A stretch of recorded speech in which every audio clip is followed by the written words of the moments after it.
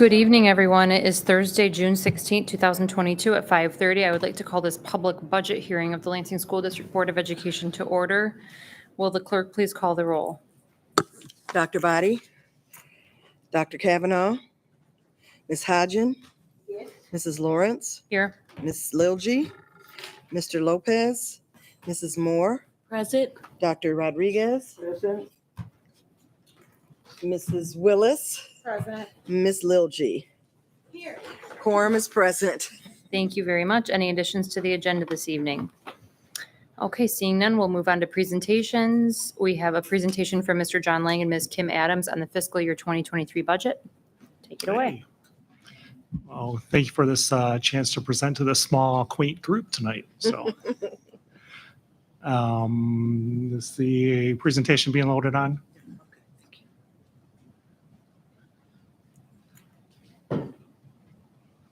Yes, there we go. All right, thank you. So, of course, what we are presenting is our budget proposal for adoption by the board for next fiscal year, starting July 1st. So, oops. We're going to talk about our normal assumptions, you know, the things we know, the things we don't know going into the budget, what sort of revenues we're projecting, expenditures, look at a 4-year trend of our budget in expenditures and revenues, and then welcome to any questions that you have. So what we do know, retirement rate for ORS was going to be an average of around 28.64% this year. And that's just the average across all the different groups and what their benefits are and what their the rate would be expected in. And then also the district payment for health insurance. Of course, the state, if you don't know, there's a hard cap on insurance of what the districts are responsible to pay for or can pay up to. And that usually is increased by that 3.7% every year. And it's a different amount for single versus two-person versus family insurance. So, they just increase it for each of those levels each year by that much. Property taxes, and there'll be something in the regular board meeting on certifying or ratifying our property taxes for next year. Just something I wanted to point out is that every year we had to do a calculation for Headley rollback, which if you don't know what that is, that's where we had to calculate if property tax values increase over the rate of inflation. Because of inflation this year and property taxes, this is the first year in I think 3 years where we didn't have to do a rollback. And what that means is we have to reduce our millage so it can't be higher than the rate of inflation. So as property taxes have increased, we haven't been able to actually collect all those revenues, but because of the increase in property taxes, we're not actually losing more revenue. Now, that's a whole different discussion of what we lose with the Headley rollback and possibly a future discussion of being able to recapture those in the future.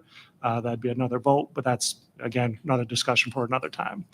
And that could affect both the general fund, operating revenue, and then the sinking fund. The debt for our bonds, that doesn't change. That's not affected by the Headley rollback. And as noted, that's the 4.1 mils is what we had sold to the public for as far as passing the new bond in May, that there would be no millage increase on the bond. All right, what we don't know, state aid adjustments for per pupil revenue. The current year is $8,700 per pupil from the state for state aid revenue. We're projecting, or we're budgeting at a $400 per pupil increase, which it sounds like a lot, but it's actually conservative to what the current estimates are. Some of the lobbying groups that like Michigan School Business Officials and some other groups that work with the legislators, they're thinking it could be as much between $500 and $600 per pupil. So we budget always on the lower side just to be conservative and make sure we don't over budget. It is the state. They can do what they want, you know, whenever they want. So, but based on what the revenues have been this year, it's looking very promising to possibly have even more of that this year. So that'd be an increase up to $9,100 per pupil as we're budgeting for this. So that's what our budget will reflect. Then also enrollment, we're budgeting at 9,417 students next year, and that's the FTE based on what would be the fall count of this year and the spring count of this past February. And they're going back to, or they did this year and continuing with the 90% of the fall count and 10% of the prior spring count.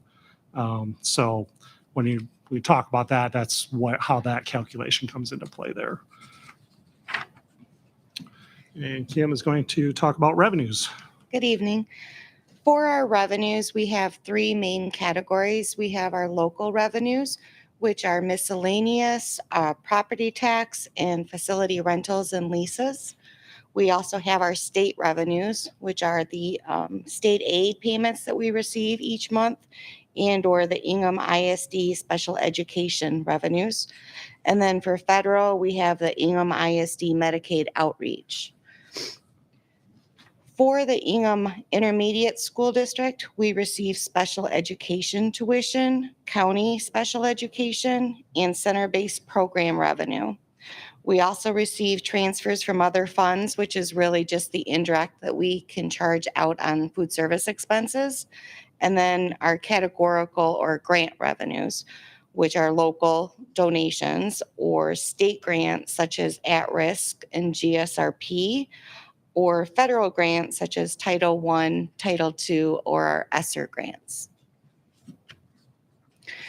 For next year's budget, we are estimating $268,809,000 in revenue, and that is comprised of the buckets you see to the right.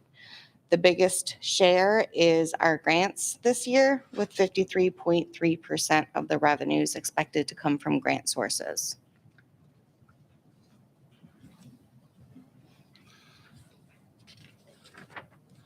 All right, I'm going to talk about our expenditures that we're budgeting for next year. And of course, the largest portion, and any district deals with this too, is the cost of staffing, wages and benefits. Normally for most districts, it's between 70 to 80% of their revenue or expenses, excuse me. And so we're in, for this slide, it's just showing what our non-grant wages and benefits are, which would be around $97 million. The next category is our non-categorical for departments and schools, and that's what we budget for their discretionary spending. Departmental budgets that would be the transportation, the operations, facilities, purchasing, my office, and all that. That's around $36 million. School budgets, that's their per pupil discretionary. We give them, I believe it's $65 per pupil this year. So we increased it from $50 per pupil last year. So they can use that for supplies or, whatever they need for their school that they can use out of their general fund budgets. The hold harmless that's noted there, that $647,000, that's a little bit new. That's new this year. And part of that discussion is the Superintendent Schulner has talked about the school-based budgeting that we're going to progressing towards. And that's pushing out as much dollars to the schools to use however they want. As the hold harmless part of that this year is that if they had some positions that they were funding last year or the current year as we're ending, that or some other expenses that they would not have been able to afford this year because of the budgets that they have, we are providing that in the general fund so that they didn't have to put forth or weren't able to fully fund something that they really wanted, like a literacy teacher or something like that. That if they wanted a 1.0 literacy teacher and they only had the grant funding for a partial FTE, we provided the funding this year for that. But part of that discussion is then the following year is that it's all going to be on the schools and they get to make those decisions on what they want to use their funds for. The grant funded budget, as Kim said, we always match the revenues to expenditures. So the $143 million in grants is same as expenditures. And that could be for staffing, that could be for supplies, anything that the school needs for those. And as far as staffing, we have the bargaining group breakdown for each of those categories and whether they're general funded or grant funded and how many staffing we're expecting for next year. So at this point, we're projecting 951 staff for, and this is FTE when I say staff, for the general fund and 248 for the grant side. So 1,199 total for next year for staffing. And then just kind of looking at some trends for enrollment and staffing. So how they're going, and this is the general fund. So one of the things I want to discuss is like, okay, we are projecting lower enrollment then why are we increasing our staffing? So part of that discussion is another thing that the superintendent has had for our plans is that the Title I funding traditionally we've used for half of our wages and benefits for kindergarten teachers. So half is always general fund, half is Title I. And then also there's a portion that we use Title I for GSRP staff, the preschool staff. This year, we're pushing those dollars out to the schools so they have more Title I funds to use. We're using general fund to cover all those salaries now, or other than the GSRP, there was a GSRP grant for that. But otherwise, the kindergarten staff are all going to be 100% general fund. Schools get those extra dollars to use however they want to. So that means that there's FTE that previously was covered in general fund. And I think it's combined 42 FTE between the kindergarten teachers and the GSRP staff that will now be general fund. So that's the main point of that increase there.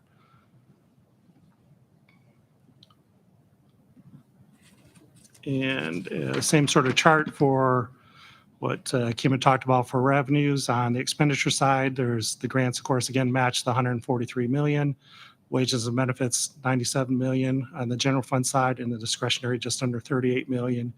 So you can see how those percentages break down. Like I said, there's grant staff that are part of those wages, or wages and benefits are part of that grant. So when I mentioned that 70-80%, that included all funded staff that way as a percentage of what the total is. All right, so then a 4-year sort of trend, as you see for our revenues in the 2019-20 school year, we had about $456 million in revenues. Last year, 166 million, 2021 school year. And then this past year, with the big bump up because of the ESSER's grant, just over 212 million. And that was presented in our budget amendment 2 weeks ago. And then for next year, we're projecting about 268 million. Now, we didn't get a lot of new money. A lot of that is because of how late the state awarded ESSER's funding. We just didn't have time to spend those dollars. So some of those rolled into next year as far as what was part of the total budget for revenues. And then the 4-year analysis with the expenditure side. Again, total expenditures there for each of those columns. So what the main point of this is showing the effect on the fund balance and where we're trending on there. So at the end of 2020, we were just at 10.5 million in fund balance. And at the end of 2021, we had added about 4 million in fund balance. And then this past year, again, what we presented a couple weeks ago, putting it up to about 44 million. And then for proposed for this year, using about 10 million of that fund balance to use for this year. Now, the bulk of that is what we just talked about as far as the kindergarten and the GSRP tiers and bringing those into the general fund. There's some other things with just regular wages and benefits that increase that we talked about. And then one of the other larger things that we're budgeting for and kind of just hedging against is our actual healthcare costs. As you know, the board voted, I think it's 3 years ago, to go with the self-funded option because of claims and how we estimate claims for the cost of the self-funded. And then what we have that the employee share is, we have that gap in if there's any difference in that, there's a cushion that we need to do in case those don't match up if claims are higher than expected versus what we have for employee share covering all that.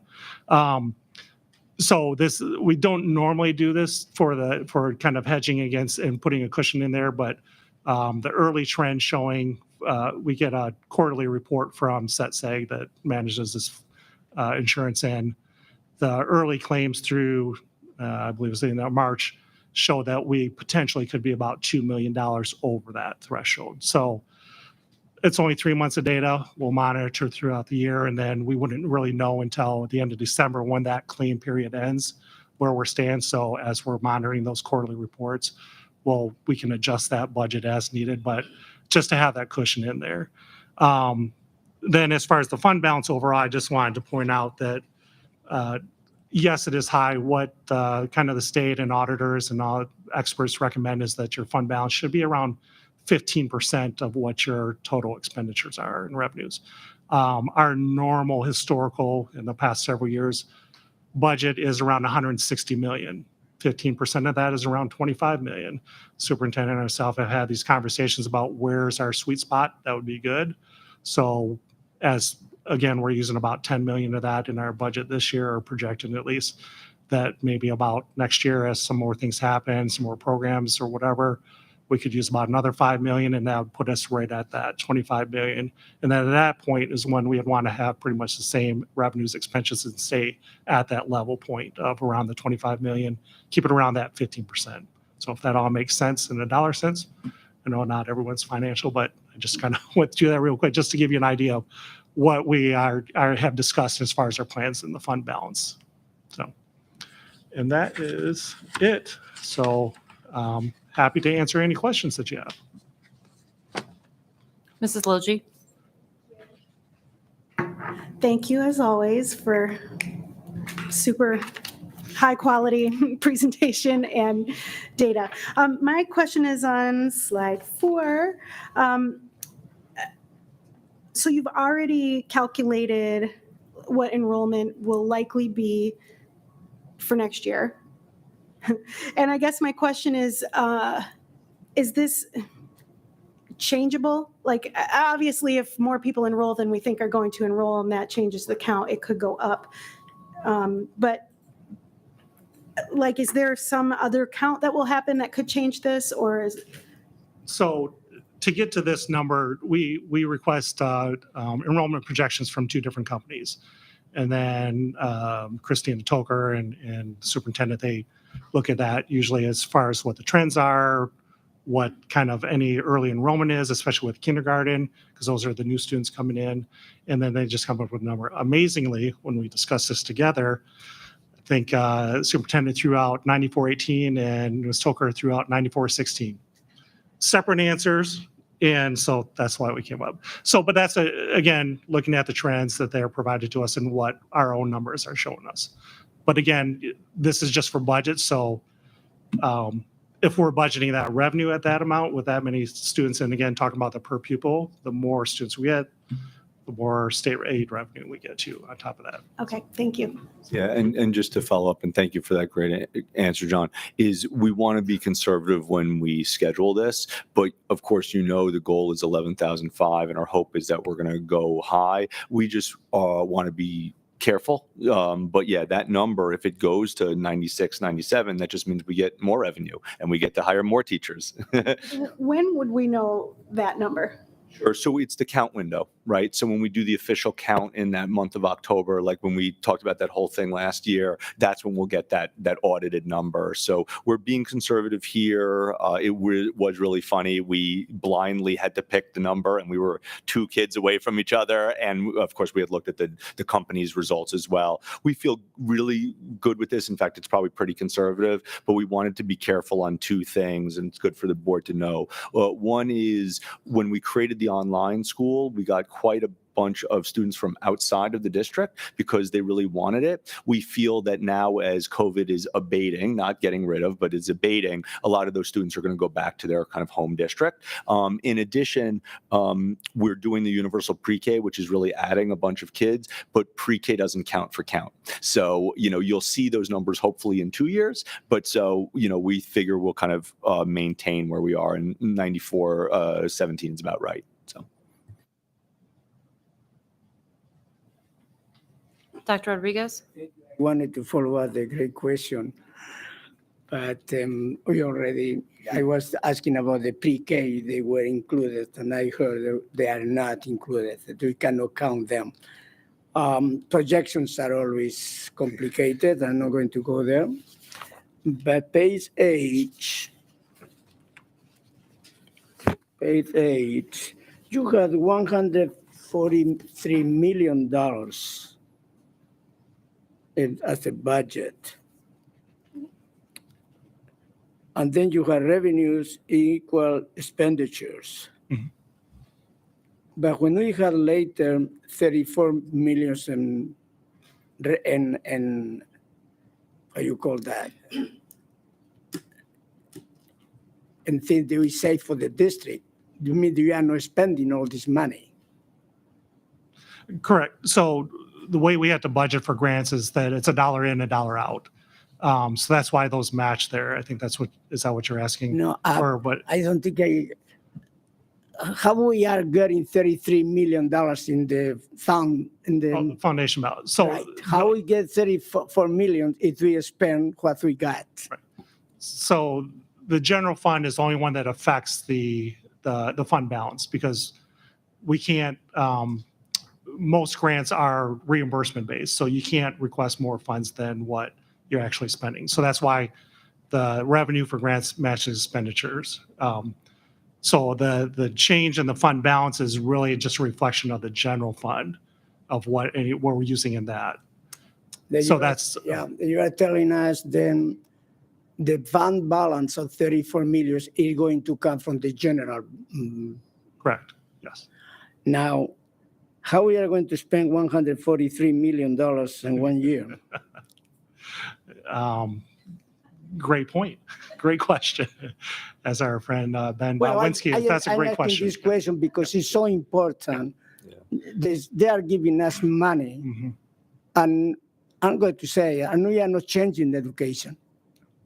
So- Then it's important for me to see the future and use this money for equity, diversity, inclusion, curriculum, a new vision for the district. Mm. If you have this money and we didn't have it before, I can see a different district. That is as a board member.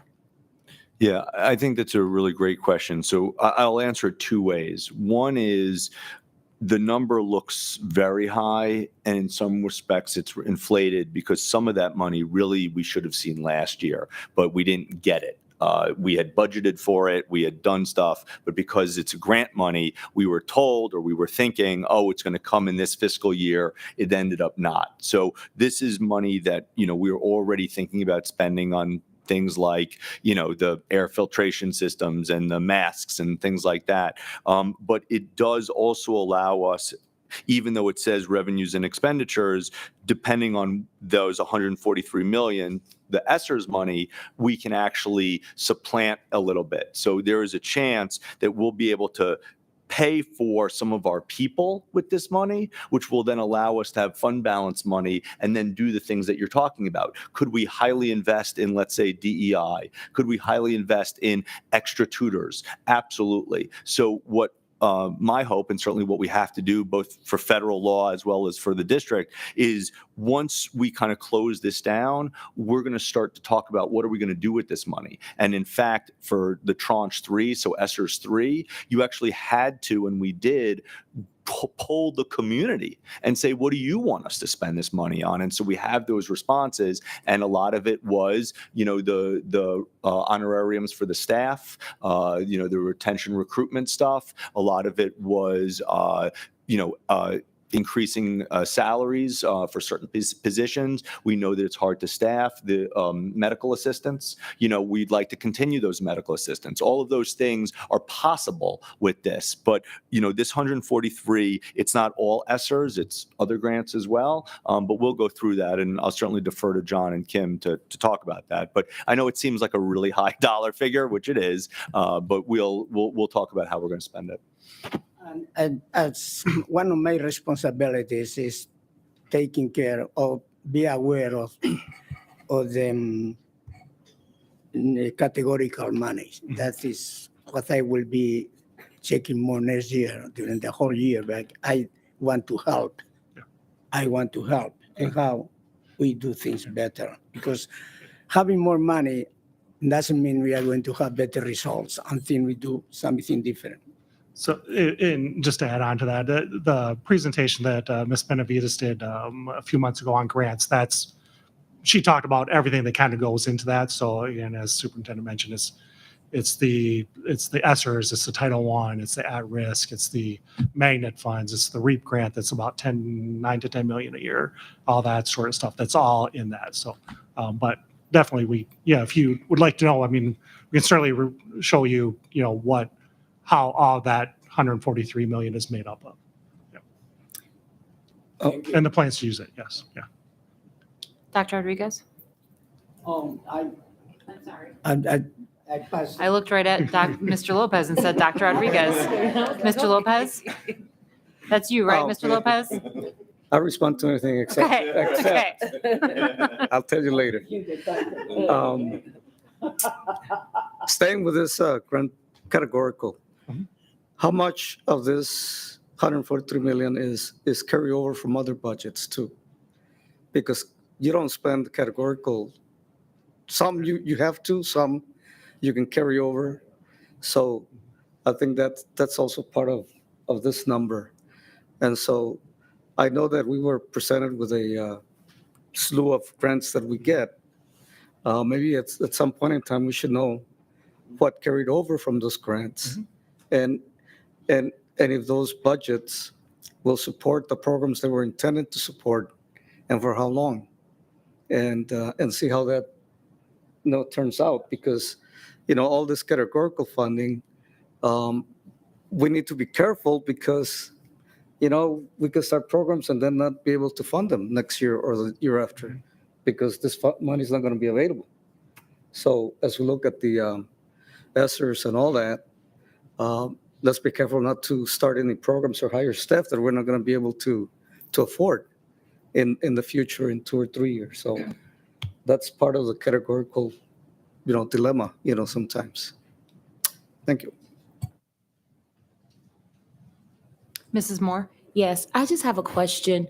What fund would our mental health therapists come out of, or our counselors, or maybe our college advisors? I'm curious to know, where would those funds come from? Well, different categories that we do now. So the graduation specialists, I'm not sure if they fall within one of the categories you're speaking of, but those are typically funded with the consolidated, which would be your Title I. And then you have counselors, which are typically general funded. But this year we did receive a 31O grant, which helped fund some of the new counselors that we hired this past year. And what was the third one? I'm sorry. Mental health therapist. Or special ed, or like the Just our general population, high schoolers, just in our schools, K through 12, not just special. And I'm just trying to translate that into what position. That's So- a question for you. Yeah, Bill. sure. So I mean, to be honest, everything that Robin's talking about, you're basically saying the wonderful adults that can help our kids in our schools, and so they have different ways that we can fund it, which is really nice. So, for instance, there was a brand new state grant called 31O that we qualified for, and that paid for school counselors. It also paid for extra nurses, but in general, any sort of employee, that's going to come out of general funding, right? So that teacher will do that. But we also have at-risk funding. We have Title I funding. So what's nice is some of these grants we can use to pay for mental health specialists and behavioral specialists and things like that. And, at the end of the day, that general fund, that's what we get to spend everything for. But I have to give credit to the state. They were really great this year, and they created a special fund called 31O just for mental health and nurses and things like that. We applied for it, we got it, and it helped to really defray the cost. But I will point out what Mr. Lopez talked about is with a lot of these grants, they give you the money at the beginning and then you got to pay for it later. So with 31O, they gave us 100% this year. Then they're going to give us 66% next year and then 33%. And then we got to pay for them all, right? So we're trying to make sure that we're conservative with our budgets so that we can keep those wonderful people for years to come.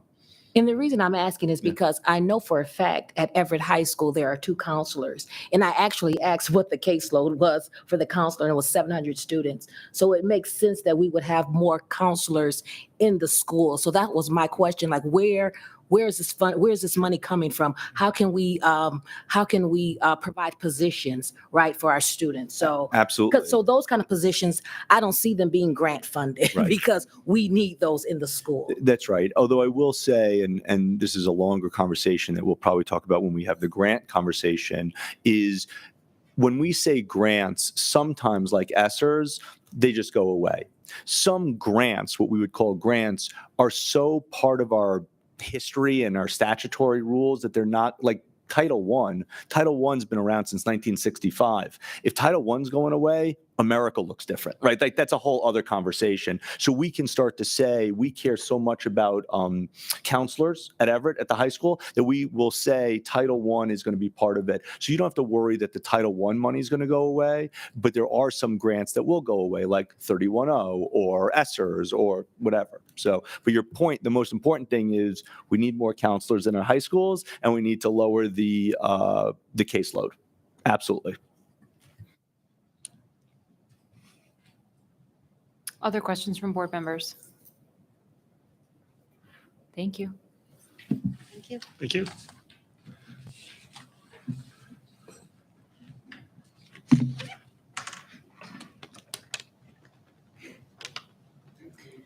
Any Thanks, Russ. public comment on the budget? Okay, then we're gonna roll right along. Board members, if you need to take a moment or eat, I invite you to do that here tonight. We're gonna start our regular board meeting right now. Same people are here. Mr. Lopez is here too.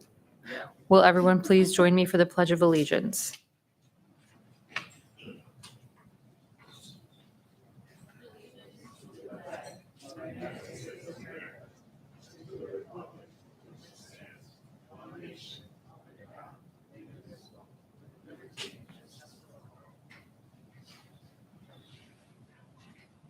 Thank you very much. Any additions to the agenda this evening? We had enough of those this week. Any public comment on agenda items? Okay. Then we're going to move. I don't have my updated. There we go. We're going to invite Pastor Sean Holland to the podium.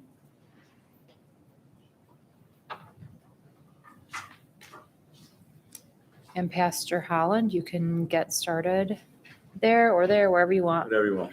You can get started whenever you're ready. We do Welcome. have a presentation that we would like to get it loaded. We don't have specific copies, but we do have a presentation if that's possible. Do you want to just tell us about yourself for a minute? My wife would have a problem with that, but I'll do it for purposes. My name is Pastor Sean Holland. I wear a couple of different hats in the community. I am the senior pastor of the Epicenter Worship Church for the last 20 years, been working in the community. But I also serve as the director for transformational leadership for One Love Global. And we hold much of the racial equity work that is centered, where youth are centered in that work. So we hold My Brother's Keeper, as well as TRHT, which stands for Truth, Racial Healing, and Transformation, where Lansing received a 5-year grant from the Kellogg Foundation of close to $1 million that we've come to the end of that 5-year grant period. And I also serve as a social and emotional learning specialist, helping districts across the country implement SEL strategies K through 12. And so we're here today. We're excited. My colleague is here with me, Keontae Saxon. We're excited to present a pilot program that we began to talk to Superintendent Schuler about maybe 9 months ago for high schools and middle schools. And so, so my name is Sean Holland. Some people know me as Mordecai. Some people know me as Horn and Holland. I'm a jazz saxophonist. And as probably in school, I would be deemed as ADHD. My ACEs score would be through the roof. But I love Lansing and have 4 children, been married 26 years. And we moved here in 2004 because we started youth programming to help students who were matriculating from high school to college, coming out of urban centers to Michigan State University. And we noticed that there were some serious, I would say, learning gaps and emotional supports. So we started, at one point, we had 7 different campus ministries: LCC, Cooley Law, Michigan State, University of Michigan, Western Michigan, right? And really it was about how do we develop curriculum and support networks for students who are coming out of a relationship-based model into a research-based model. And how do we merge that? How do we support students in that effort? So we found out that if you're going to make a difference, you got to go back to high school, you got to go back to middle school, you got to go back to elementary school. And so we've done mentoring programs in the city, Luton Elementary. And so we've had a wonderful, wonderful opportunity to serve this community. And so I'm glad to be here on tonight. And thank you again as we are waiting for this presentation to be loaded. I guess I'll add something, which, I mean, as we vamp, I mean, everybody knows I'm new here, right? Although I'm starting to not feel so new here, which I really appreciate. It will be a year in like 2 weeks. This community is incredible. I think that everybody knows that. And there's so many wonderful people in Lansing that want to help. And Sean has just been such a great advocate for doing what's right by our kids. And when we were talking about this project, and then we finally got it off the ground after like a bajillion tries, and it's all thanks to him. I had zero to do with it. You know, they had such a successful time. These are the kinds of things I want the board to see, but also to be proud of. This is our community. These are wonderful people that live here that care about us. And it's because this board has been so thoughtful about opening up the doors to the community that we're able to do this. So, yay, nay, Yay, we good? maybe. So this pilot program is designed to help students to really elevate the voices of students, to hear what their concerns are, but to also collaborate with other community organizations that are touching our youth and provide additional support. It's a come alongside to the district. And this program this pilot program cost community $9,000. We got no funding from the school district. It cost us $9,000, and it was just a scratch of what we could do and the results that we could see. Evidence-based, data-driven. And so I'm going to introduce Keontae Saxon. He is the maestro behind the implementation. We had a whole collaborative team across the community. And so again, we are here to represent One Love Global.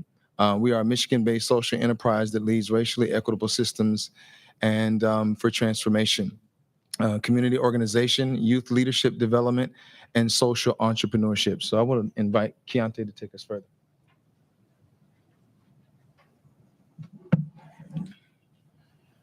All right. Way to hold it down, Mordecai. Way to hold it down. So, like you said, my name is Keontae Saxon. My official title with One Love Global would be creative director. But, you know, as we know in community organizing, you wear a lot of different hats. For the privilege of the Everett Youth Assembly, I took the lead organizing role. And I know, you know, a lot of times people come in here and, you know, they're talking numbers and dollar signs and budgets and all of that. I would like to appeal to you in a different way. I'd like to appeal to your hearts. And so first thing I want to do is talk about One Love Global. What is One Love Global? And as you can see here on the slide, we are a Michigan-based social enterprise that, you know, leads racially equitable systems and transformation. We do that through the pathways of community organizing, youth leadership development, and social entrepreneurship. Okay. Essentially what that means is we want to see change in our community because we know that there are some inequities that are going on in the community, whether it comes through environmental, economical, educational, et cetera, et cetera. And our mission is to change that. I believe, okay, the clicker does work. There we go. The clicker works. So again, the mission is to transform communities so that Black children, not only Black children, but Black children, Indigenous, and people of color, you know, experience justice, peace, healing, opportunity, and abundance. Notice that says and abundance and not in abundance. We believe that abundance is its own separate category, and we want to make sure that we are doing what we can to facilitate that space for our children. We envision a global liberation where reparations for BIPOC people experience radical love of self, community, and planet, right? Again, so this all ties into our mission. And what we get to do now is talk about the Everett High School Youth Assembly, right? And what I want to do is focus on the why. Why did we decide that this was necessary? As you can see here, we have a couple you know, categories here that we feel like are very important to expand our children's, you know, educational experience, but also expose them to, right? And so we talk about youth art and hip hop and SEL, which is a hot button word right now, and STEM and robotics and leadership and development, youth entrepreneurship. These are all things that we wanted to expose to the children, but more importantly, they said that they wanted exposure to themselves, right? And from our position, we wanted to go in, throw this assembly, give them a space for them to raise their voices. And so that way we can hear from them how they want these things implemented. So that way we can be the allies that they are telling us that we need, as well as be the guidance that we know they need as well. Hello, welcome to the party. This one we can go ahead and skip. We can go ahead and skip that as well. And we can go ahead and skip that as well. So again, what I want to do is immerse you in this process. Okay. So imagine trying to create something, from scratch, right? Build it up to the point where we are connecting with individuals such as yourself, Superintendent, individuals such as Principal Boyles, a newly implemented principal, at Everett High School, sending emails, trying to get contact information, going back and forth, trying to set this thing up. You can imagine that it took some time to get to where we ended up being able to have the assembly. And so as we go through that, we also decided to go ahead and have a takeover week, essentially, right? Where we go into the school for an entire week. We take over their lunch periods, right? We are just there to build relationships with the children because we believe we only work as fast as we gain trust, right? And so we need the kids to understand that, they can rely on us and can trust in us. So we're there, we're eating lunch with them, we're playing games with them, we're introducing them to, what One Love Global is. We got music going on. They're telling us what they want to do. And, we're doing step dances and hustles and, TikTok dances, because that's huge in the community right now.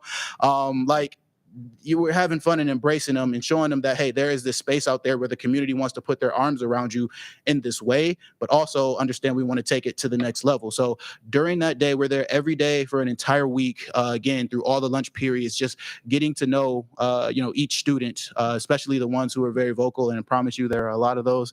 And it was just imagine how much joy in relationship building was going on during those times, to the point where now we can tell, the students that, hey, we got this huge assembly that we want to throw, at X amount of day, and we need you to be there. We want you to fill out, this survey and tell us exactly what you want us to talk about.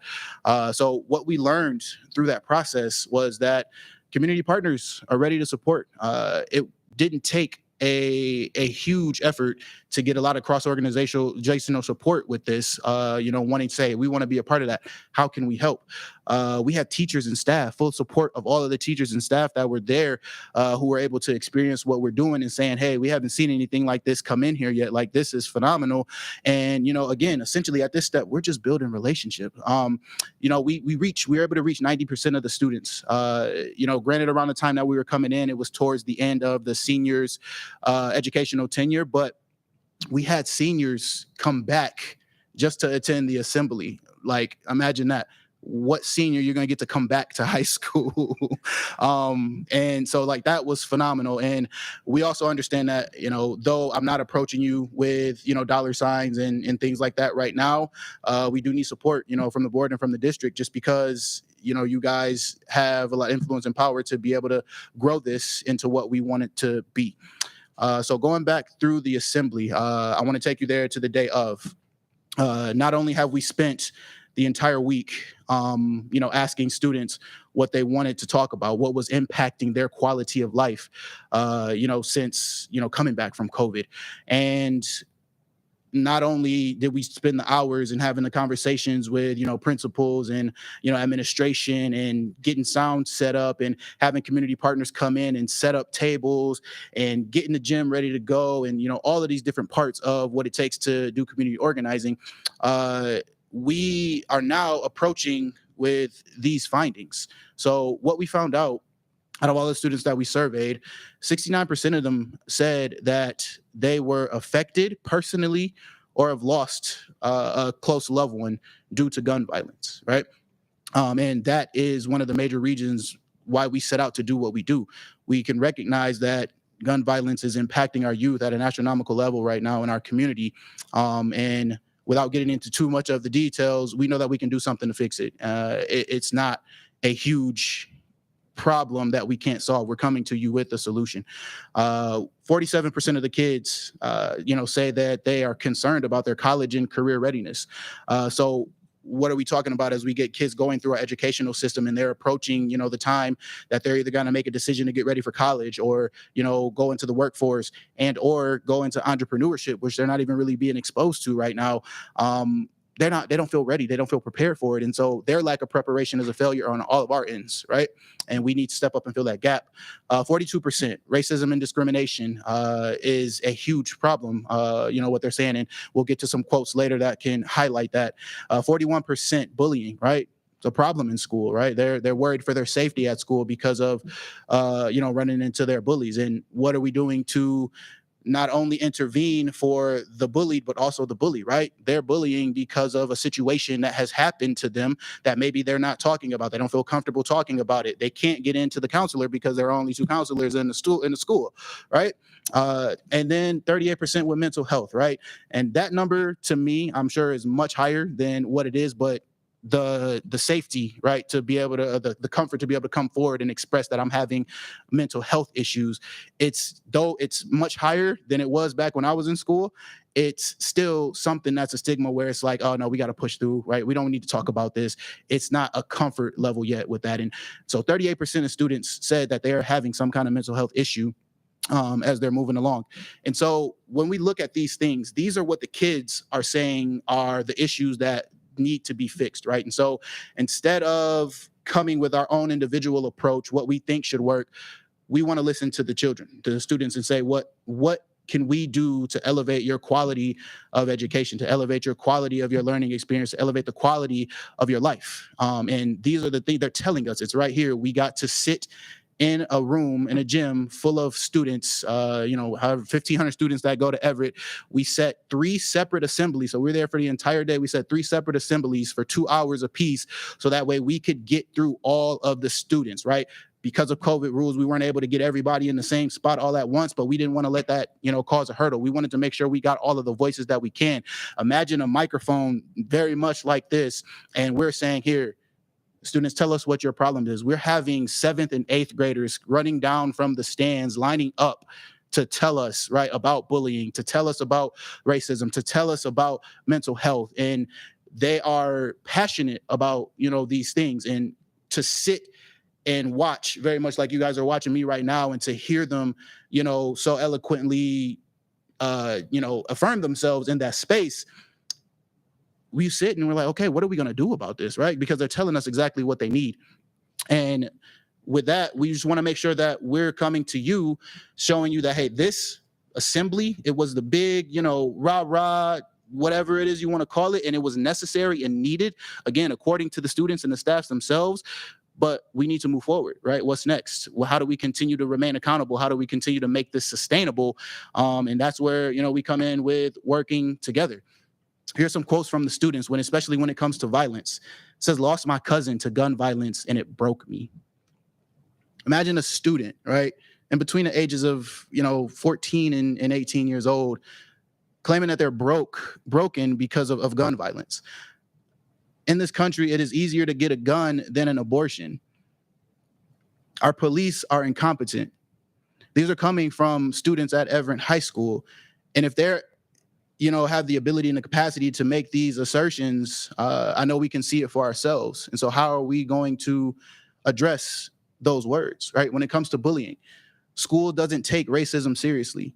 White people saying the N-word and teachers doing nothing about it.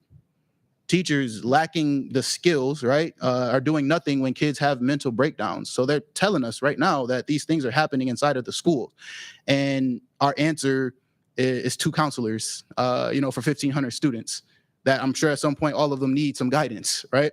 Mental health. Everett needs more counselors. Look, I don't even have to say it. It's coming from their words. I tried to talk and there was no one to help, right? I feel unsafe. I need help. I'm ... please help. And so notice these things aren't formulated to be pretty. We took these verbatim and left them as they were. So there could be some grammatical errors. It may not make, a grammatical sense, but we wanted you to see verbatim from the lips of our students at Everett High School what they're saying the issues are. And, last but not least, working together. I'm going to briefly touch on this, and then I'm going to invite Mordecai back up to finish this portion of the presentation. But we need to work together, essentially, right? There are some things that we can do, whether we're talking about ESER, whether we're talking about data-driven programming, which is, our mission, right, is to continue to get data-driven programming into these schools so that way we can address the very issues that the students are saying that they need. Those are the problems, and we have the solution for it, so we want to work together. So thank you for listening. I'm going to go ahead and pass and bring back up Mordecai. So we have a big ask. You got to go and you got to ask, right? So we have a very big ask. 2016, a presentation like this was made to the board, and there were other extenuating circumstances, and there was a decision made to do something different. So we're here now in 2022, and what we're going to ask you to do is to be a leader in this region and embrace the MBK challenge again. And when we talk about the MBK challenge, we're talking about a K through 16 comprehensive approach on how we support students. And so when we talk, and I'll show you this slide so that you can see. So milestone number 1, this is providing a safety net under our students, making sure that students enter school successfully. And that starts with prenatal, postnatal care. And that's what we're building in the community. Milestone number 2, obviously we know literacy is a huge deal for third grade readers, right? Reading effectively by third grade. Milestone number 3, and then graduating successfully. And it is here at the assembly where we were able to get a grant from LEAP. And for the first year, we are now doing a pitch contest for youth. We have 50 youth out of that assembly who have registered for Freedom Summer, a 9-week summer program teaching them how to be leaders. And so we're going to divide the students up, and we're going to give them $10,000 as they come up with ideas that will solve problems in the community. So you see that line. We want to start building a new pathway for youth civic and social entrepreneurship starting right around middle school. So, and then milestone number 4, post-secondary education. Milestone number 5, entering the workforce. And then milestone number 6, reducing violence. So we're not talking about just intervention. We're talking about prevention. And so the challenge that we're talking to you today, and the challenge we want to present is simply partner in building this youth entrepreneur pathway, work-based opportunities for students. And we have corporate sponsors. Superintendent Schuler and I talked about having a one-to-one mentorship, how important that is. Well, we need to scale that. And we've gotten a $250,000 commitment from the Kellogg Foundation. The money's already in the account. Said if you can raise $250,000, we've already given $250,000 towards closing the achievement gap and racial equity gaps for students across Metro Lansing. The $250,000 is already there. And so what we're asking is for this board to embrace the MBK challenge. Imagine what would have happened if this board would have embraced that in 2016, where we would be today with all of the funding. We are in unprecedented times due to COVID and technology. We have an opportunity to do something for our students that we didn't have in 2016. And so again, we want to put that challenge, embrace the MBK challenge, invest in youth. You invest in Lansing and in Michigan. Take questions. Mrs. Willis? Thank you. And I appreciate the presentation and the partnership and the work that you're already doing. Pastor Hollins, can you do me a favor? I need help connecting what you showed in those 6 milestones to the youth entrepreneurship pathway. So is the youth entrepreneurship pathway another word for the MBK 6 milestone challenge? Are these 2 different? Well, this is something additional that we've added in. Okay. That what we've seen across the country is that youth actually have the answers for the future. We have to create the pathway. And so right now, this is what we've been talking to LEAP about. And so the United Nations has a 2030 goal as it relates to the global youth civic and social entrepreneurship. And what they're saying is that if a city has an ease of doing business, if there's an ease of doing business for adult entrepreneurs, then it makes it very easy for children and for youth to enter into that pathway as well. So we're building collaboration to say, what would it look like to begin to mentor youth for civic and social entrepreneurship, as well as entrepreneurship, taking the place of baby boomers who want to retire but have no successor. And so what we're talking about is building something that we don't have in place. And that middle school, they're already TikTokers. They're already have their own YouTube channel. They're already entrepreneurs. What we're saying is we need you to take that ingenuity and have it be civic facing, not personal facing, right? So again, putting that pathway there at the third milestone to be specific to your question. Sure. Okay. So that more applies to the third milestone. I understand the concept as it's working at Everett. Could you tell us a little bit more about what MBK would look like in the lower elementary grades? I think for the lower elementary grades, what we're talking about is focusing on literacy and focusing again on entering school successfully. And we know that the statistics 2019 at 63% of households in Lansing are led by single women, single moms. So we understand that we have to do better in how we support families. And so part of that piece, that K2, 3, 5 piece is really involves a parent involvement and engagement piece, which is super huge, right?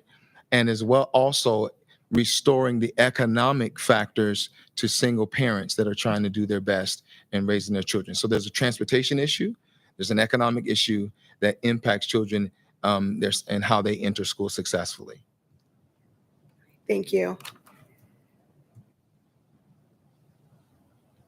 We want to scale this also. Everett was the pilot. We want to take it to every high school, every middle school, right? And so we had kids turning corners. There were kids that were able to get mental health support during the assembly, right? So we're talking something that we want to scale. This isn't just One Love Global. This is all of the community. I saw another hand. Ms. Lilje. You said K through 16. Does that mean like ages 5 through 22? Yep. And how do you engage and track with students once they're not in the school district anymore? Yeah, so we have a group called PPM, Peace, Prosperity, Youth Movement. And part of that is giving students a home while they're in high school, but also supporting them. That whole link between high school and college, supporting them post-graduation is also important. That's where we have the fall off in support. It's like you're out of school now, you're grown, you know how it used to be, you're 18, you're out, we don't have to worry about. That's not true anymore. And so we have PPM that continues to send care baskets to students that are in college, to continue to connect them to work opportunities, to continue to connect them to economic opportunities within the district. And so that's very, very important because it's not just college preparation, but it's career. Some won't go to college, but they need that additional support. Furthermore, when you look at the gun violence in the city, a lot of the gun violence happens with that very crucial age, right? That post-graduation. So what do we have? We need a net for them as well. And so hope that answers your question. We've been working with Michigan State University as well. There's some breakthrough technology in bringing STEM and bullying. And so Dr. Dean Aslam, we've been working together, a robotics program that actually detects empathy and some of those SEL, those soft skills.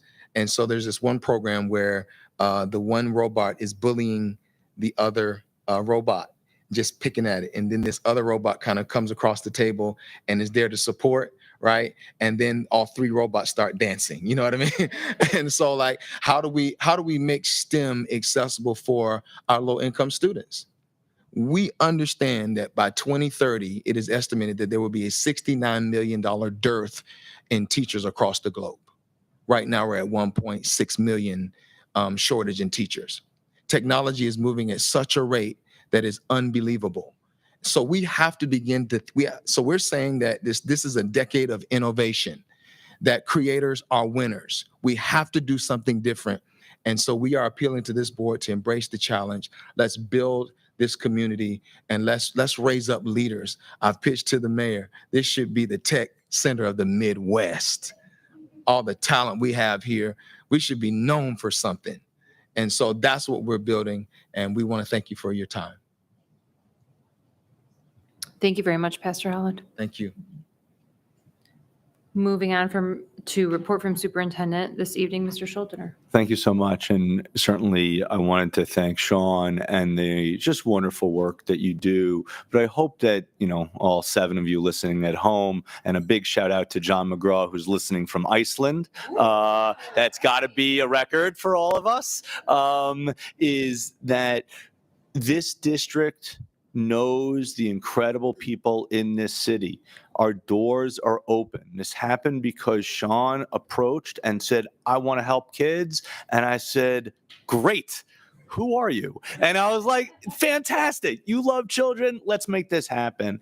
And you can see what comes out of that, because success breeds success, and the positivity and the just all of this is good, right? And I just hope that this is the beginning, and that we're going to be supporting you. What that looks like, we'll figure it out. But we know that there's so many great people in Lansing that care about our kids, but we need to figure out how we open our doors wider so that they feel empowered to do work like this. So thank you both for coming, and we really look forward to that. Absolutely. So, I usually give my updates, and I will. School's over. Amazing. I can't believe we made it. The idea that we're now here post the end of school. Just congratulations. I mean, congratulations to everybody, the teachers, the parents, the kids, the staff, the board, the world. I mean, this was a rough year, and the fact that we were able to get through it is really, really incredible. But, all of you know that when I got here, we did a kind of an assessment of what are the big things we've got to deal with. And busing, we've been really working very strongly with our busing and with the gas cards and CATA. COVID, if you notice, again, all of you watching, we do not have our masks on today. That is because this incredible, wonderful board made a very strong, and I think the correct decision to keep masks on for the school year. The school year is now over. And so, we're hopefully turning a corner. I certainly urge everybody to stay super safe and get vaccinated and wear a mask if you need to, if you want to. But COVID was a big deal. But you all know that the third one this year was special ed. And, sometimes history happens quietly. Sometimes things happen without anybody knowing. And I asked Eileen to be here because something happened yesterday at about, I'd say 2:45 p.m. That is something that's worthy to talk about. And so, Eileen, if you don't mind, could you just come up to the microphone and tell the board what happened yesterday at about 2:45 p.m.? Yes, I'm really thrilled to be here to share this information. But yesterday at about 2:45, we met the goal of having 100% of all of our IEPs completed. So just to kind of give you a little bit of data behind that, when I stepped into the role in October, the fall count had demonstrated we were about 600 IEPs late. And it became an immediate goal to make sure that we did not have a single late IEP going into the following school year. So the SE team, with the support of Superintendent Schultener and Deputy Superintendent Keck, just worked their tails off and got the support of all the special education staff. I just can't tell you all of the people that were involved in getting this done, but everybody just buckled down, got it done, followed through, contacted parents. Parents were wonderful in joining us in virtual IEP meetings and making sure that they were in attendance. So just like I say, it was a huge team effort, and I'm just so proud of everybody. And I just wanted to say thank you for all of your support. Thank you, Eileen. So. Somebody on the special ed team said that they think it's at least been 20 years, if not longer. But we did it. And It's because of Eileen, because of Sergio, because of our staff, because of our kids, because of our parents, but it's also because we believed we could do it. We set a goal, the right goal, the legal goal, the correct, hello, Tim, you could, the legal goal, but for 20 years, you know, people said it was impossible. I remember when I first got here, I was meeting with somebody who'd been in the district forever. They'd been retired, and I was talking about special ed, and they're like, not a chance, not a chance. It's never. And I said, no, we're going to do it. And we did it because we have the people. We just have to have the vision, and we just have to have the fortitude. And I really just thank Eileen and Sergio and the entire team. So fantastic. Now go home, please, because you're always here way too late. The other thing, of course, is so that's just the baseline, right? Is just doing the legal requirements, right? But the next step, of course, is the enrollment, the graduation, the attendance, all the things that we're doing. And I just want everybody listening at home in the audience to know we really are making moves. The initial graduation rates this year look good. Last year we were, I think, in the 62, 63 range. It looks like we're going to be better than that. You know, the goal is 85. I'll have much stronger numbers in the next month or two. But again, we're meeting with the high schools every week. We're having monthly meetings with the special ed, with the graduation specialists. Things are really moving. This year was hard for a zillion reasons, but I hope people are starting to see that we're turning a corner, and I think that's emblematic of the change that's coming here. Are we making mistakes? Sure. Do we have a lot of places to go? Sure. Are we perfect? Absolutely not. But I think that this board needs to be commended for having faith that we can do it, and for supporting the work that we're doing. You also know I typically spend some time every time about a holiday, an event, something. This coming weekend is Juneteenth. It is, for some people, a new holiday. I think in the last 3 or 4 years, the mainstream media, to use a phrase, has started to talk about it more, a federal holiday.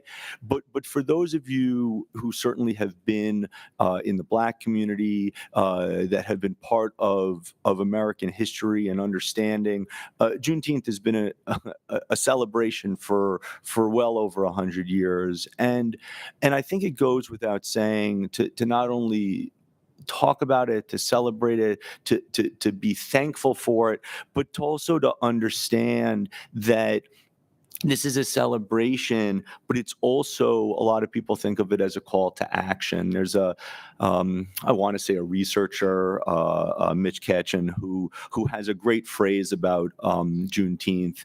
And Mitch says, to celebrate, to educate, and to agitate.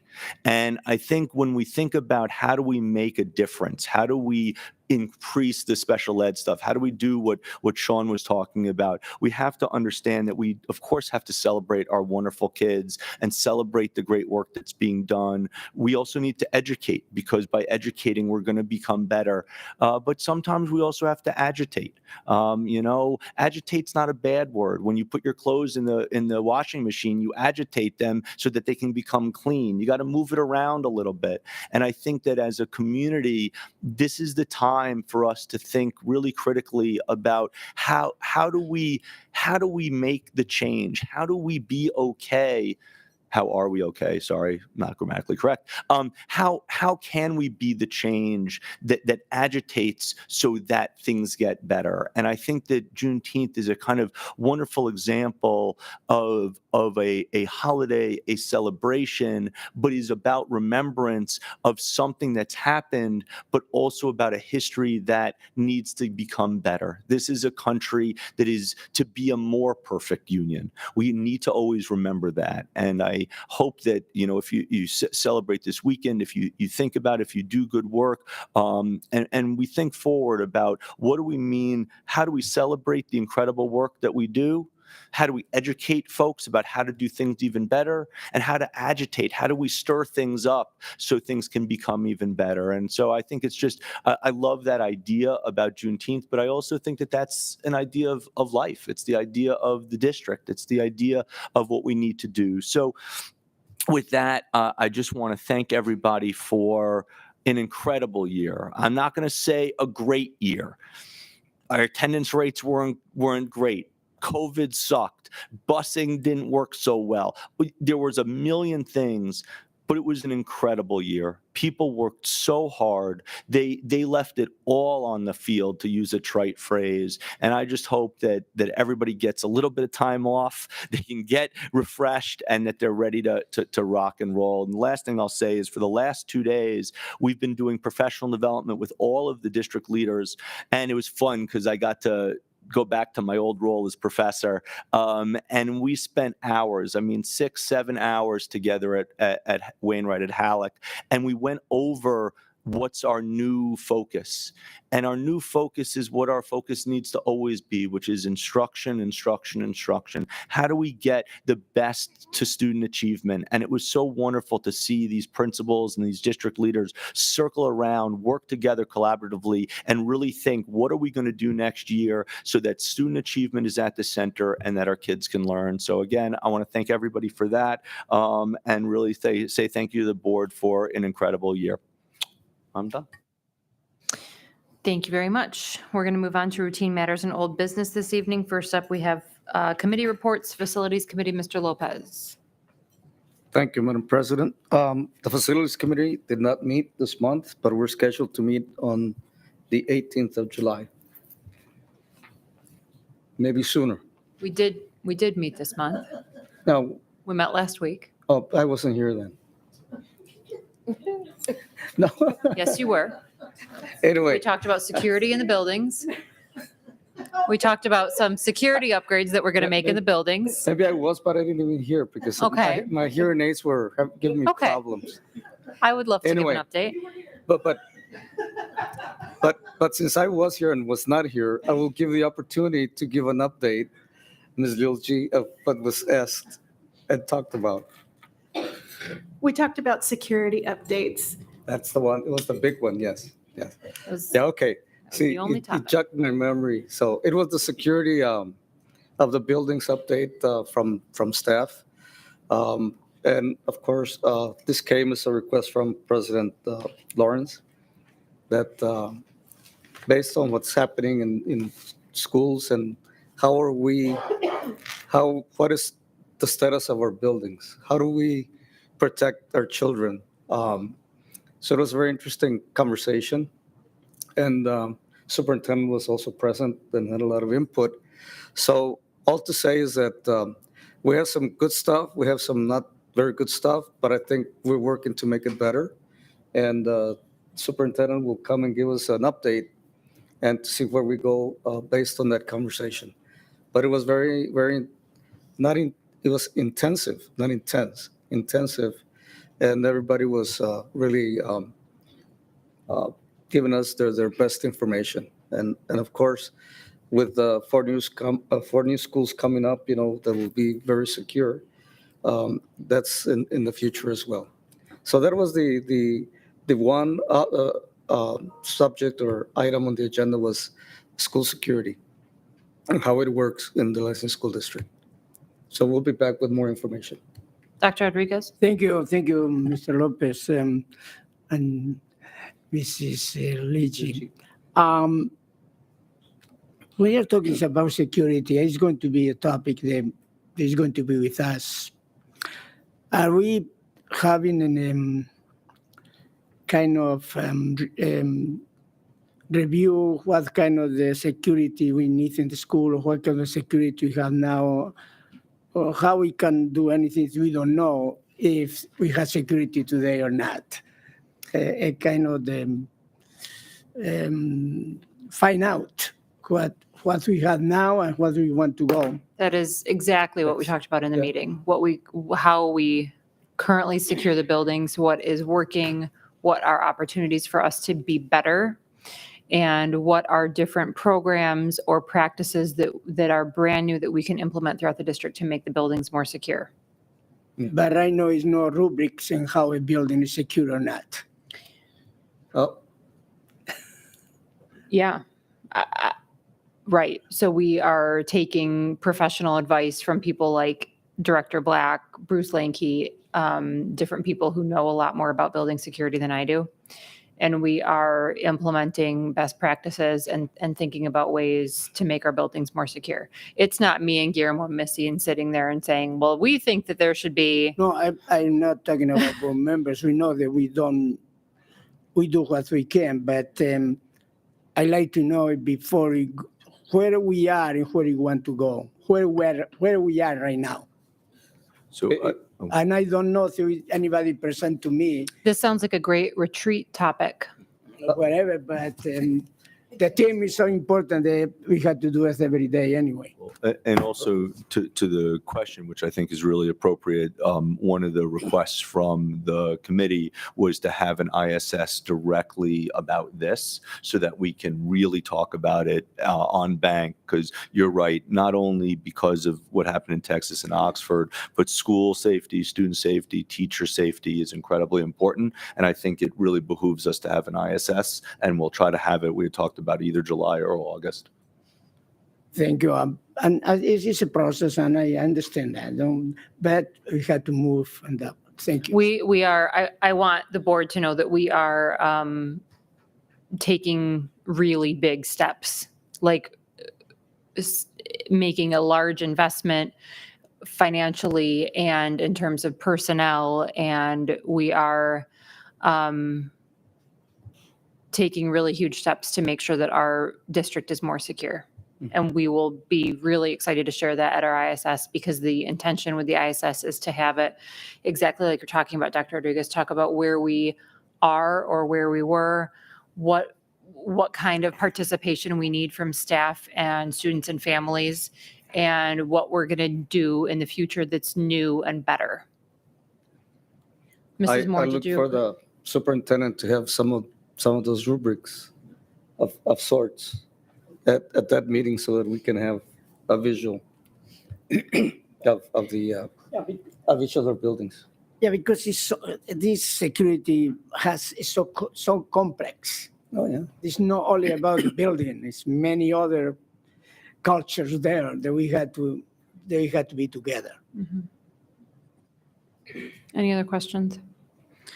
Okay, we'll move on to promise report. Mr. Lopez? Thank you. Well, as we all know, the promise meeting was the promise dinner. And thank you for all those who attended. Thank you for our schools that participated. We had a lot of children and parents and uncles and friends. It was great. And so that was our meeting.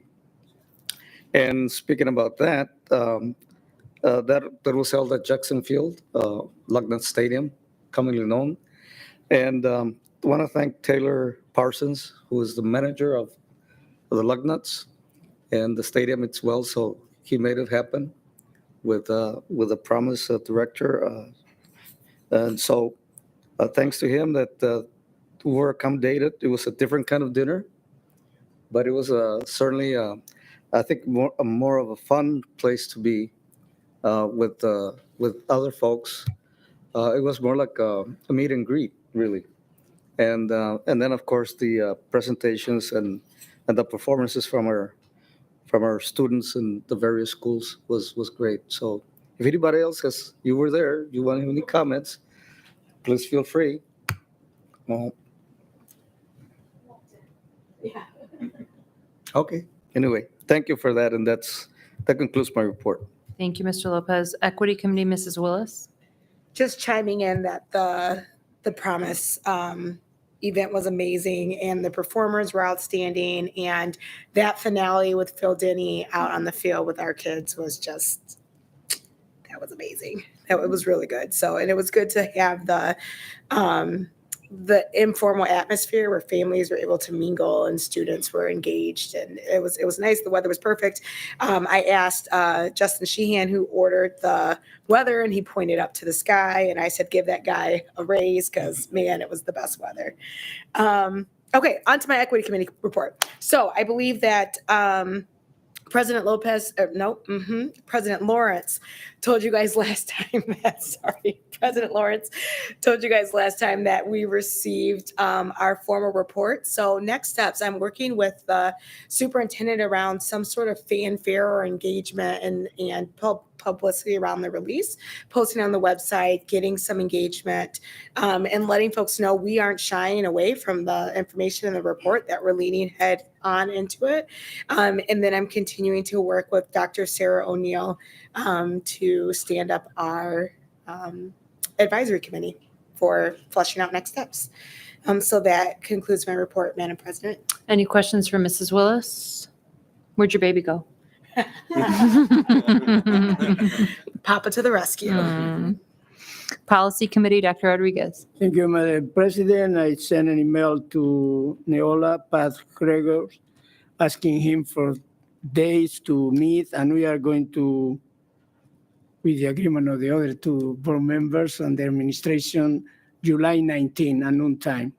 And the main thing is to go over the officers' policies and the security policies, if we have any. If we don't find out what kind of policy we can start working on, and maybe we have to go along with what the security work is going to be, that we work together in that. That is, I thank the board for the approval of the 9 different policies that you approved in the last meeting. Then, anything else? I don't have. Questions? Thank you, Dr. Rodriguez. Moving on to our ad hoc committee on strategic plan, Mrs. Moore. All righty, good evening, everyone. I'd like to report that our strategic plan meeting was held this Monday, or the past Monday. Attendance was a little low only because school is out, right? Everybody's on break and everybody deserves a break. But I do want to report that the steering committee did complete the audit of the previous strategic plan goals.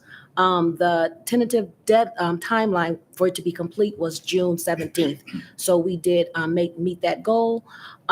Between June and August, the MSU team will be consolidating themes from the input sessions, surveys, and the district report, our equity report. MSU team met with Dr. Is it O'Neill or O'Neill? Okay, O'Neill last week, and she asked that we included a statement and ensure that there will be a member of the equity audit on every and Dr. Rodriguez, thank you, on every subcommittee, so that the work of the Equity Audit Committee is reflected in the strategic plan. So I'd also like to report that we will be meeting every other Monday.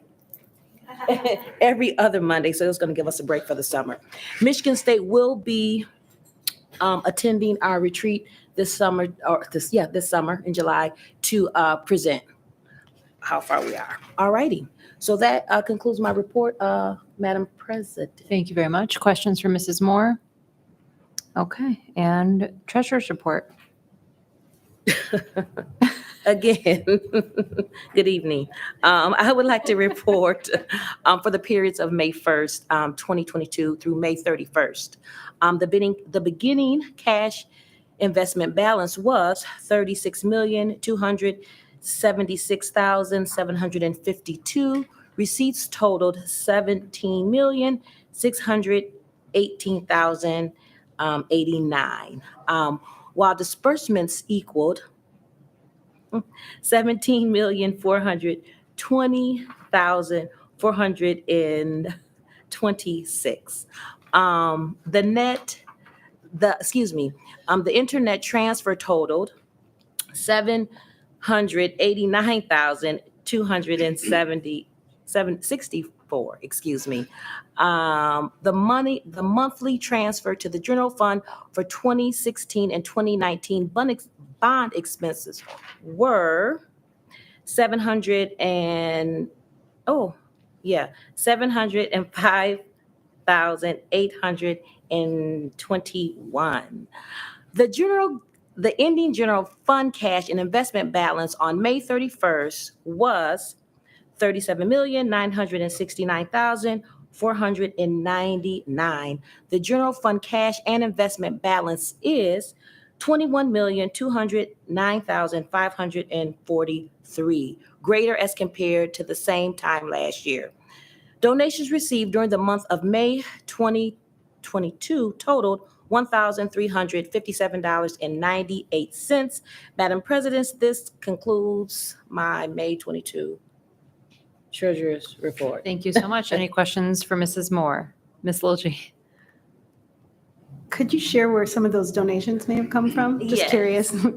I always struggle with Sedesco. I can never get that right. But they gave $1,000 for the purpose of the Promise Fund. Blackbud gave Giving Fund for the Eco Lab, a donation of $15. Capital Area United Way RIF donation, $337.98. And Amazon Beekman donation, $5. Thank you for very all of your much. donations. We truly appreciate it. Yes, we do. Thank you, Mrs. Moore. Moving on to our consent agenda for this evening. Our consent agenda includes the approval of the June 2nd regular board meeting minutes and June 2nd closed session minutes, and receipt and approval of the May 2022 Treasurer's Report. May I have a motion? Madam President, Mrs. I Moore. motion that the Board of Education approve the consent agenda as presented. It's been moved by Mrs. Moore, supported by Mrs. Willis. I'm getting ahead of myself. Will all those in favor of adoption of the consent? Can I say something about the minutes? Yes, any discussion? I think my name is missing from the minutes. Well, sorry, you're off the board. I just realized. There's the door. Wonder Or if there. I could, I think I was here. Yeah, that was the. Mhm. Yeah, that was for the. That's it, thanks. We will make that correction. Thank you for pointing that out. Any other discussion on consent agenda items? Will all those in favor please signify by saying aye? Any opposed? Motion passes. Moving on to action items this evening. First up, we have approval of fiscal year 2022-2023 tax levies resolution. May I have a motion? Oh, Madam President, Mrs. Willis. I didn't study up on my Shirley impression. I know. Madam President, I move that the Board of Education, we're adopting the Mills? No, the Headley The levy? Headley. Oh, okay. I move that the Board of Education adopt recommended motion that 18 ad valorem mills as reduced by the Headley Amendment shall be levied in 2022 on the taxable non-homestead and non-agricultural property located within Lansing School District as adopted and presented to the board in the resolution. It's been moved by Mrs. Willis, supported by Ms. Hodgen. Any discussion? John, is this different than what we normally do? I don't know, I've never seen that. Okay. Just so everyone knows, Rachel, why don't you take it away? Just want to make sure that everyone understands that we are not raising taxes or levying any new taxes against anyone. This is just us passing the resolution that says that the money that is owed to us based on the mills that are applied to non-agricultural and non-homestead properties must be collected by the district. We do this twice a year. Thank you. Dang, Thank you. Thank you, Shirley. thank you, Shirley. Any further discussion? Will all those in favor please signify by saying aye? Any opposed? Motion passes. Moving on to adoption of fiscal year 2022-2023 budget resolution. May I have a motion? Ms. Lilje? I move that the Board of Education adopt the fiscal year 2022-2023 budget resolution as presented. It's been moved by Ms. Lilje, supported by Ms. Hodgen. Any discussion? Will all those in favor please signify by saying aye? Any opposed? Thank you. Moving on to our ratification resolution. May I have a motion? Madam President, I recommend that the Board of Education approve the Sodexo food service contract renewal. Nope. Nope. What? C. Item C. Item C. I am so very sorry. Recommend that the Board of Education adopt the ratification resolution as presented. It's been moved by Ms. Hodgen, supported by Ms. Lilje. Any discussion? Madam President, can we get a summary of the Oh, what just happened? Yep.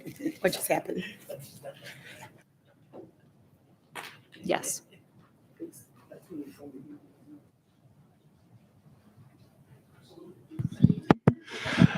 So this is just a ratifying resolution for the board to approve the sale of the bond dollars, which happened last week, Tuesday. So the board has to approve that we actually sold the bonds and can award those bonds to those sellers. $58 million worth. Okay, thank you. That goes along with the resolution. It's the ratification of the resolution of selling of the bonds. Perfect. Thank you. Any further discussion? Will all those in favor please signify by saying aye? Any opposed? Motion passes. Moving on to the 2022-2023 Sodexo Food Service Contract Renewal. May I have a motion?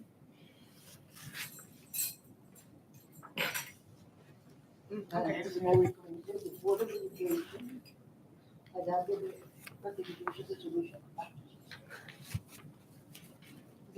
Yeah. I give up. Because I don't have my glasses. Yeah, the food service contract renewal, that the Board of Education approved this, so the extra food service contract renewal. Finally. It's been moved by Thank you. Ms. Hodgins, supported by Dr. Body. Any discussion? Yes, Madam President, I would like to discuss the contract. So is this part of the cleaning as well? No, it's just the food? Okay, wonderful. I think we're doing a great job. However, I would like to see more vegetarian options for our international students. So, yeah, I like For all students. for all students. Yeah, but especially, our students that have different, their menus, their selections. Culinary backgrounds. Thank you. Hello. Culinary traditions. Yes, I need that. Our students need it. So I just wanted to share that. Is there? All right. Gotcha. All right. I just want to say that I very much appreciate what Robin Moore is saying. We have had an incredible increase in students to our district. Many of them are Afghani. Many of them eat halal. I think that it is incredibly important for a diverse and incredible district like ours that we are able to feed and satiate all of our children in a wonderful way. And so, Mark, I very much appreciate you being here. Not only should we have vegetarian options and halal options, but certainly making sure that our kids feel full, both in mind and body. So thank you for saying that. Further discussion? Will all those in favor please signify by saying aye? Aye. Any opposed? Motion carries, and we are now at our closed session. May I have a motion? Dr. Rodriguez. Thank you. I made a motion that the Board of Education recess into a closed session for the purpose of pursuant to Open Meeting Act 267, 15.268, Section 8, subsection 1Z, for strategy and negotiation sessions connected with the negotiation of a collective bargaining agreement if either negotiating party requests a closed hearing. Pursuant the Open Meeting Act, Section 8H, considering material exempt from disclosure under another statute. Second. Too many lawyers' vocabulary. No such thing. It's been moved by Dr. Rodriguez, supported by Mr. Lopez. Will all those in favor please signify by saying aye? Oh, Madam President, point of order. Sorry, I did some digging about Open Meetings Act, and it explicitly says it has to be a 2/3 majority roll call. Will the clerk please call the roll? Dr. Body? Ms. Hodgin? Yes. Mrs. Lawrence? Yes. Mrs. Liljie? Yes. Mr. Lopez? Yes. Mrs. Moore? Yes. Dr. Rodriguez? Yes. Mrs. Willis? Yes. Motion passes. Thank you very much. At 7:04, we are in closed session.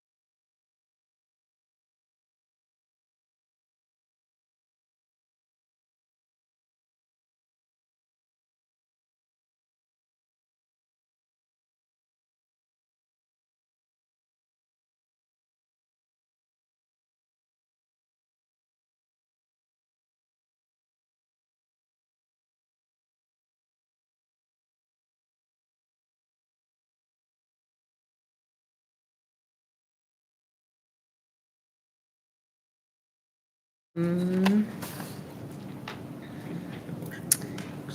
I have a motion?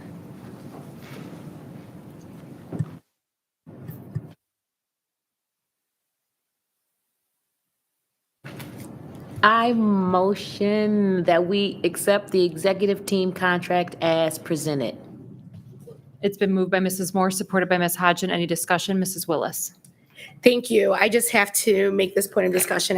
While I appreciate the superintendent's efforts to get these contracts to us and have us review them, and I strongly support the team and the work that they do, and believe that he's building a strong team to help support this district, I am going to be voting no for the contracts. I have just some concerns that I know I've raised with the superintendent, but I don't want the executive team to think that my no vote is a lack of support for them. So I wanted to just explain that before, or the superintendent. So I just wanted to explain that before we took our vote. Thank you. Any further discussion? Will the clerk please call the roll? Dr. Body, Yes. Ms. Hodgin, Mrs. Lawrence, Yes. Ms. Liljy, Yes. Mr. Lopez. He's gone? He left, Oh, sorry. okay. Mrs. Moore, Yes. Dr. Rodriguez? Yes. And Mrs. Willis is no? So motion passes. Thank you very much. No new business. We have public comment on non-agenda items. I will start with Samuel DiMaggio. Mr. DiMaggio, please join us at the podium. You have 3 minutes within which to make your public comment. The board typically does not respond to public comment, and you can start when you're proper ready. venue, but I want to complain about an employee's actions. I got a bunch of stuff here that you can have a thing, but it's about an event that occurred May 19th. And to make it short, I was a substitute teacher that day at not Dwight Rich, Gardner. And me and a student, with a little bit of touching. Okay. It ended up, the principal kicked me out. Police came. And, okay. So by afternoon, I was kicked out of the Red Rover system, so I could never substitute again in the Lansing schools. Okay. Now I understand if you want to know what the event is, you can be on this first page of what happened, exactly what happened. The police came. Okay. Now this is why I'm angry at this employee, who I believe was the principal. I don't Please know. do not, Mr. DiMaggio, please do not identify what employee you're referring to by name or by position. Do not. Okay. Because we have a policy that people who make public comment are not allowed to slander or defame district employees. The employee in question had 3 times it could have identified themselves. They never identified themselves to me. Not when she came into the room, not when she was with the hallway with the students, not when she told the security guard to escort me out the door. She never identified. I still to this day do not know who she is. Okay, I do not know. That employee knew I was having trouble in the room. She didn't send any help to help me. Now the NPR, I don't know if you guys are the employee performance program. I don't know if any of you are familiar with it. It's this. By that afternoon, she had kicked me out of the system. Now you're supposed to provide as much information as possible. She spent 24 words explaining the 24 words explaining the situation. And there's 3 actions she could have taken. She could have just given me a warning, excluded me from the building, or excluded me from the entire system. She took the most punitive action. Okay, she's supposed to sign the damn darn thing, and she doesn't even sign it. Okay. The NPR, her little bit failed to state there was another adult in the room. Okay, she never even mentioned that. She didn't even talk to that. I tried to call this person once, and she would not provide me with 0 information. Again, I still do not know who this. I think I know who it is. Okay, my biggest complaint is this person had me escorted out of the building. Allowed the student, I guess she had no choice, to call the police, to call his parents, and the parents came and called police. And I never had a chance to talk to her before she did this, before she escorted us. She never heard my story of what happened. Thank you. Thank you, Mr. DiMaggio. Our next public comment participant is Mr. Randy Watkins. Mr. Watkins, I would like to invite you to the podium. You have 3 minutes within which to make your public comment.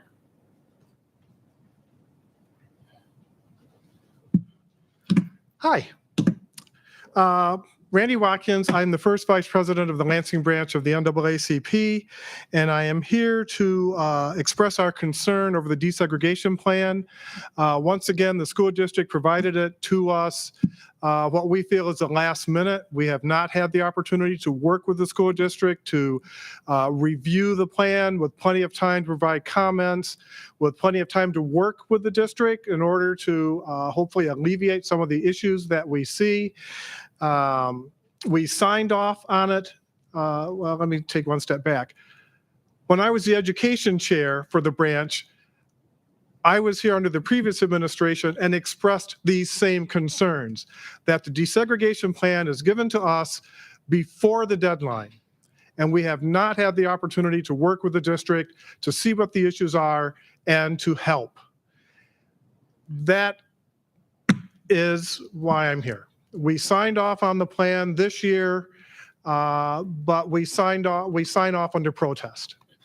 And I am going to recommend to our branch that when this comes up again, if the school district has not worked with us over the previous 2 years, we're not going to sign off. We were disappointed in some of the findings that we saw in the information we were given. And as I said, if we are not given the opportunity to help, I'm going to recommend we not sign off on the plan the next time. Thank you. Thank you very much. Report from Secretary. Thank you, Madam President. I am very happy to what the superintendent said about the celebration, Juneteenth celebration, this June 19. Juneteenth is a federal holiday in the United States, commemorating emancipation of enslaved African Americans. It is also often observed for celebrating African American culture. Originating in Galveston, Texas, it has been celebrated annually on June 19 in various parts of the United States since 1865.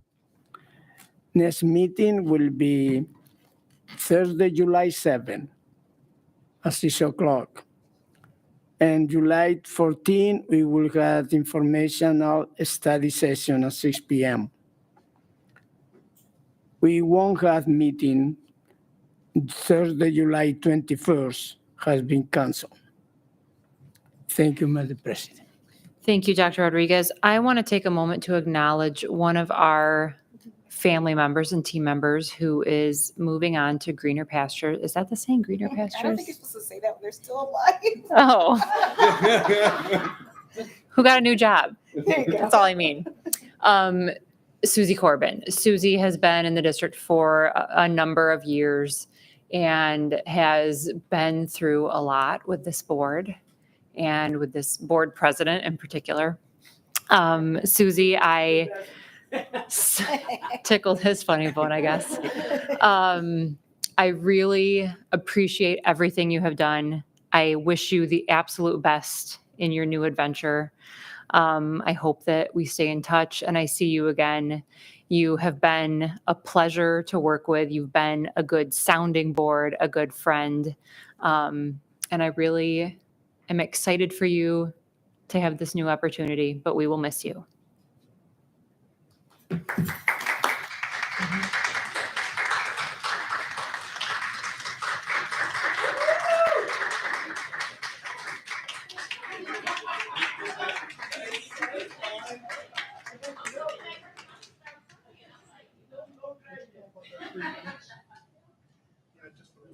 Dr. Rodriguez? Thank you. I want to let the board and that I will be in a conference starting June 23rd. I will be the NALEO, National Association of Latino Elected Officials in Chicago.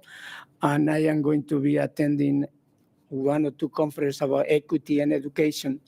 I also attending just before yesterday, the Michigan Civil Rights conference in education, and I attended the Equity in Education Conference. And also, we are attending the conference and multicultural curriculum.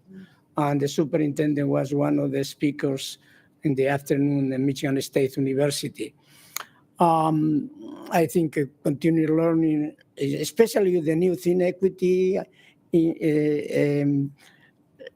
DEI is something that we had to change our minds in the way we were thinking and the way it should be doing things in the future. And I use any opportunity that I can to, even I am 83, to be part of the future. Thank you. Dr. Rodriguez, I thought you were retired, but I guess. I retired from many other things that I don't want to talk about. Hey. Any other comments from board members this evening? With no further business before the board at 8:14, we are adjourned.